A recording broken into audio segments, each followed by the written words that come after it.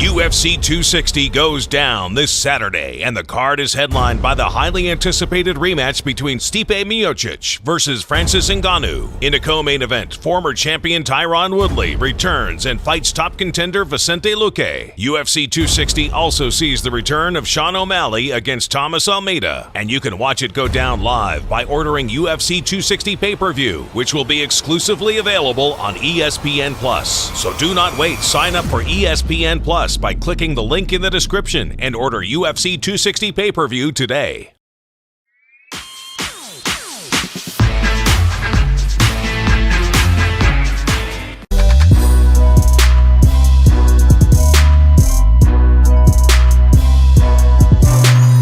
You just chased him the whole time, and you didn't go in thinking you were going to do that, but it was just this guy that just chased him the whole time. Like, have you ever figured out why you did that?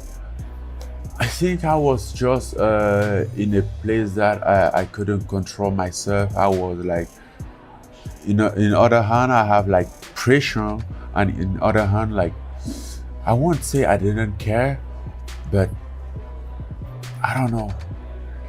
It was just weird, and something that from there on, I like promised myself to control that. I don't know if it was emotional something, but I wasn't there. I wasn't like in my right spot, you know? I wasn't like excited about it. It was kind of like weird. This was like a very weird moment of my career. So after that fight, I take a step back, trying to figure out, like understand what's going on. What did wrong, what I missed, why am I having all those blind spots? Man, he was just weird. He was just weird. I get in that octagon. I mean, sometimes I try to look that fight. I never watched the whole fight. Never watched the whole thing. Nah, but because I have it in memory. But when I try to look in the foot of the vision that fight, I don't recognize the guy. The guy looks like me, obviously, but for me, it's not me. I'm like, what the hell this guy is doing, you know?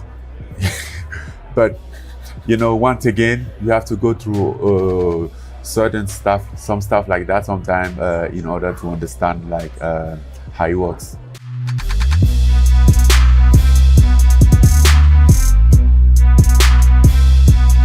By the way, what's it going to feel like to call a Stipe fight after going through all of that with him? No, nothing. It'll feel just like normal. I've called Stipe's fights before. I went to Cleveland and interviewed Stipe. You know, I know it was all prior to us fighting, but the reality is, man, as I look back on that and who Miocic is as a person and everything, it's not a big deal to me. No bad blood. Guy's a good dude, fantastic fighter, great father, great husband, and yeah, I'm excited to go watch him compete and see if he can hold off Francis. It's gonna be tremendous. I have honestly, no ill will towards Stipe Miocic. Hell, probably get a detail on Stipe. You won't get any there won't be any DC footage in there. I mean, I've seen enough of that this week. I mean, it's just constantly seeing footage of me getting beat all week as the guy gets ready to fight. But yeah, no ill will towards Stipe, man. It is what it is. The guy won the fight.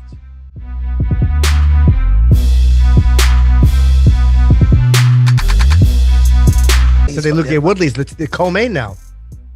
Hey, listen. That's a tough task for Tyron Woodley. He's gonna need his mojo back for that. Yeah. If he doesn't have his mojo, he's in trouble. If he's a little off, Vicente Luque been on a tear until he ran into Wonder Boy. Yeah. You know what I mean? That's right. So, like, you know, he's got then he's been back since, and he's looking great. So, listen, I'm a huge fan of both those guys. Yeah.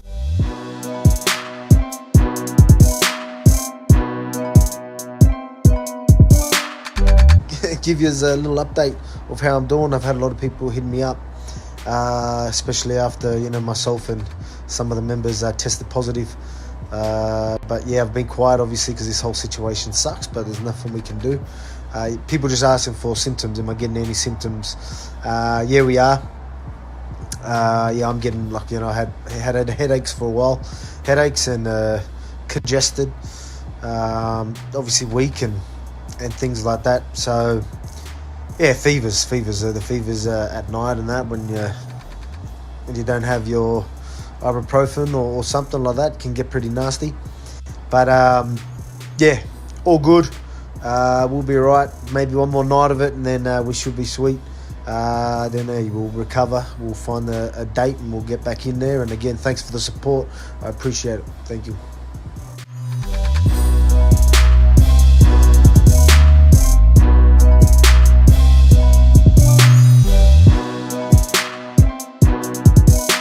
I have never called out Max Holloway because I know I can be on the other side, of the fence with somebody that could really punish you and beat you up. But for that same reason, it scares me, but I also like it because the more I think about it, everybody is beatable. I think of guys like Manny Pacquiao, man, guys that have done like historical things in the sport of boxing, man. You know, it's almost like you don't dare to be great, man. You just go out there and you be it. So anyhow, how dare you guys without the King Triple C, the Olympic champ, the flyweight champ, and the bantamweight champion of the world, the youngest Olympic champ in USA wrestling history, the double champ in the UFC. People, if I can tell you something, when you get something in my head, I'm an extraordinary human being. You may not like me. Let's just sit on the cringe for a minute. I think as a competitor, I have done some extraordinary things. So for anybody to ever count me out on a fight like that, I'm going to tell you, you can do me a favor and you can bend me to King Triple C too. I will take on all comers. I believe I can do anything that I set my mind to. It doesn't matter the fact that I'm 5'4" and he's 5'11" or 6 foot. I like to fight. It scares me because I know I can be on the other side of the end, but at the same time, I shine when the light is bright, man. And I am probably the greatest competitor, not only in mixed martial arts, but in sports in general, man. You guys tell me when you guys see a 2-sport world champion in 3 different weight classes. Never doubt a calculated career like me. And I'm not here to call out Holloway either, man, because I respect you. And I know at the same time that I can be on the other side of the end, I'm going to repeat. But never doubt the Olympic champ, the flyweight champ, and the bantamweight champion of the world.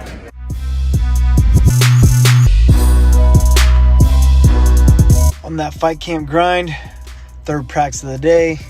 Gonna finish it off with some Gracie Baja Jiu-Jitsu with Professor Felipe. Tuesday and Thursday. Thank you, brother. Tuesday, Thursday. Yeah. Oh. Tuesday, Thursday. Tuesday, Thursday. Never know. Yo, maestrão. Never know. Right then.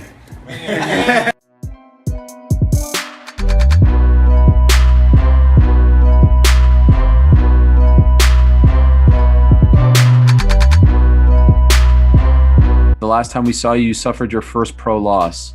How long did it take for you to get over that, or are you not over it yet? Over what? The loss to Marlon Vera. I don't know what to talk about. So this is part of the mindset, right? Because you tweeted a few days ago that you're still undefeated.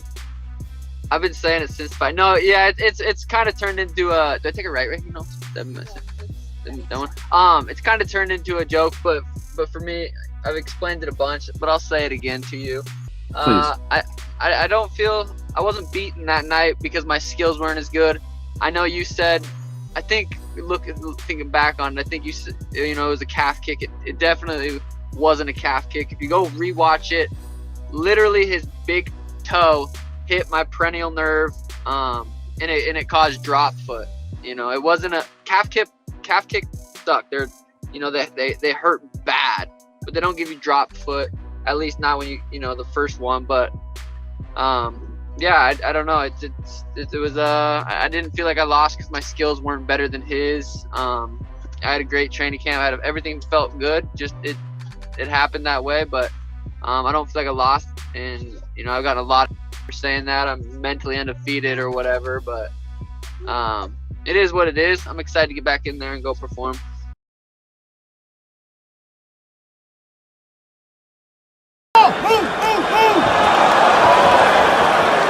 Get off that fence! Move! Nice!